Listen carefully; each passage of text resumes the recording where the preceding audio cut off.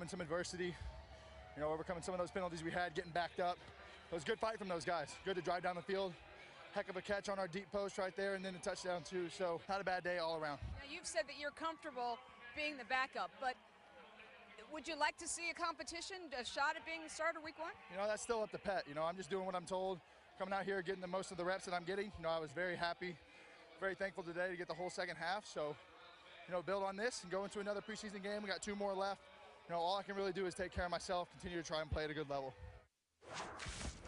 Manziel is saying all the right things after playing the entire second half, going 10 of 18 for 118 yards and 1 pass TD in the Browns' 1-point loss to the Bills. Brian Dawkins is still with us. What are your thoughts on Manziel's night? There's a saying in the locker room, don't talk about it, be about it. And in the past, we've heard Johnny talk about a lot of things. And, this offseason, he went and did something that was all on him. He decided to go in and get some treatment for some things that he felt was something that was hindering him as a person, not just a player. And right now, you're seeing him be about it. And I love that. And he's a man of his word. He has not, if you ask the young fans, not the older fans, but the young fans, and they mention the name Johnny Manziel, the first thing that they probably would do is that. Correct. Have you seen that yet? Yeah.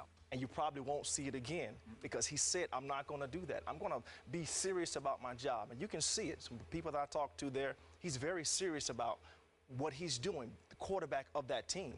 And, Joe Thomas coming out saying that he's earned the respect of this football. Listen, that is huge to have a guy that big, but a guy a leader on that football team say that.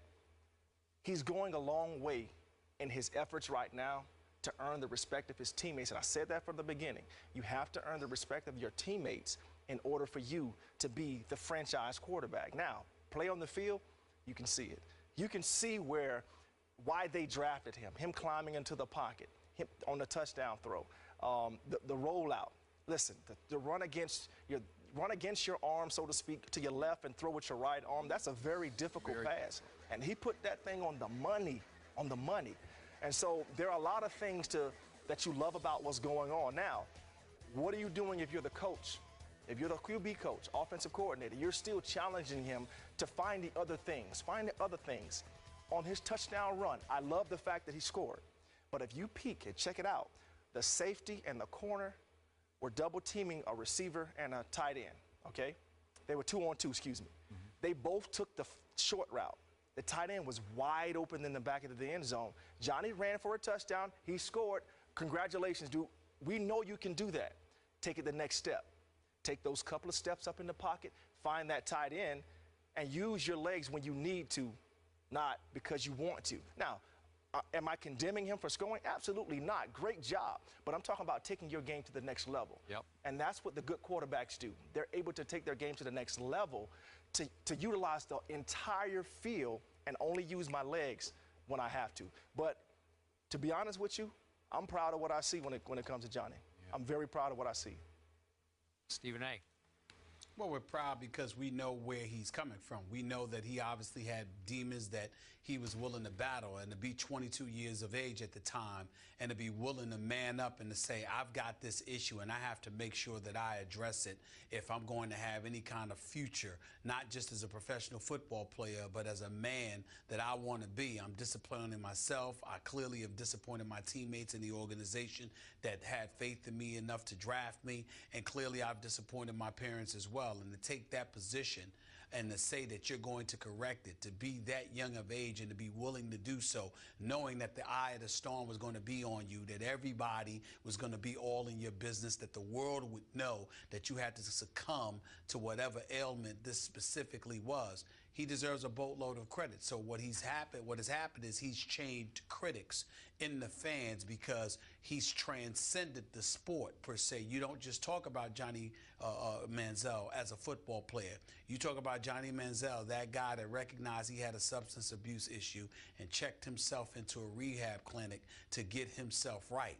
And because of that, Skip, you can speak to that a hell of a lot better than I could. You're going to notice that people throughout this nation, if not this world, that have similar issues are going to find ways and reasons to relate to Johnny Manziel in such a way that's going to make them fans of his and make them a support base for him, which is going to further elevate him, thereby enabling him to focus so much on football. And we know when he's focused on football, what his talents mandate he can do.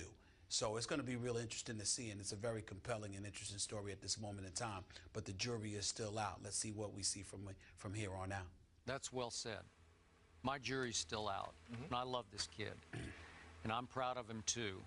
And I'm seeing take it to the bank kind of progress on and off the field, but it's early progress. We got a long, long way to go. But to echo what Stephen A. said, it took a whole stomach full of humility to give in and give up and say, I need help. It's just so hard to do that at 22 when you think you're on top of the world. But I know this for a fact. His football life flashed before him. He faced his football mortality very early on at age 21 when he realized he can't do this. He's not going to make it. He's teetering on losing the whole show, everything. Yep. So I got to lose this, and I need to lose Johnny football. He's not going to talk about that anymore. Everybody else still does. Last night, Johnny football's trending because it's just going to. But he has started to win over his teammates.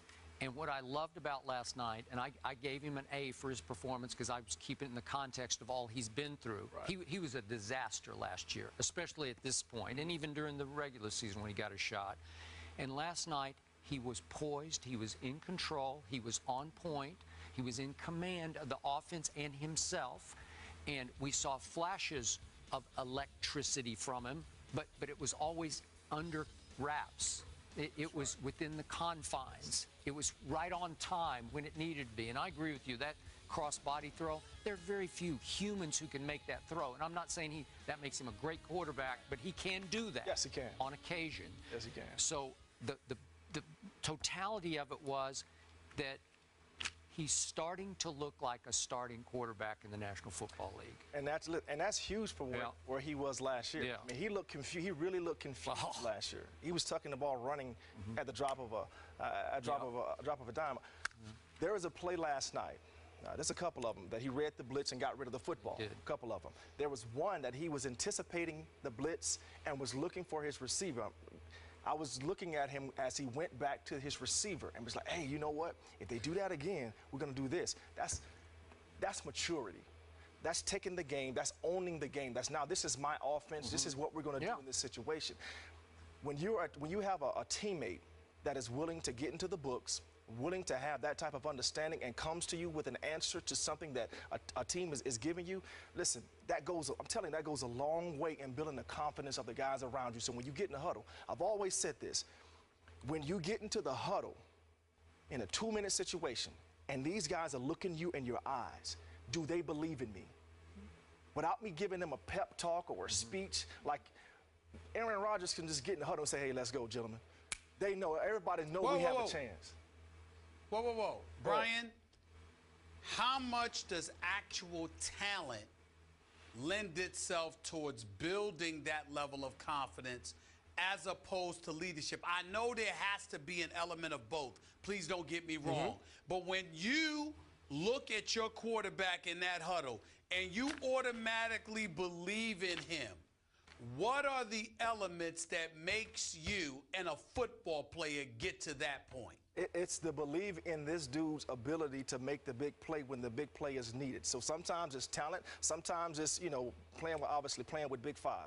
Donovan, listen, in certain situations, his escapability, especially when he was young, was off the chart. So he can do those things to get out. And so you begin to trust him more and more. And it's the same thing with Johnny. Listen, we're talking about he's crawling right now.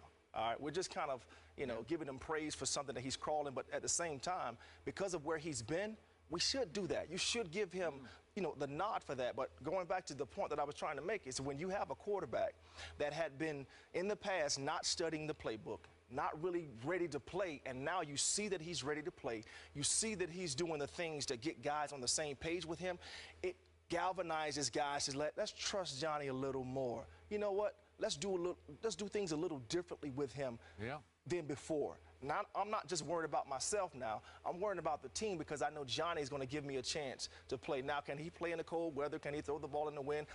That's still up in the air. But as from what I saw last night, his body mechanics, his body language, I like what I saw. Yep. Everything appears to be trending in the right direction for Johnny, and I think we all hope collectively that that continues.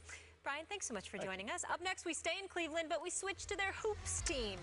J.R. Smith is heading back to Cleveland. What does this mean?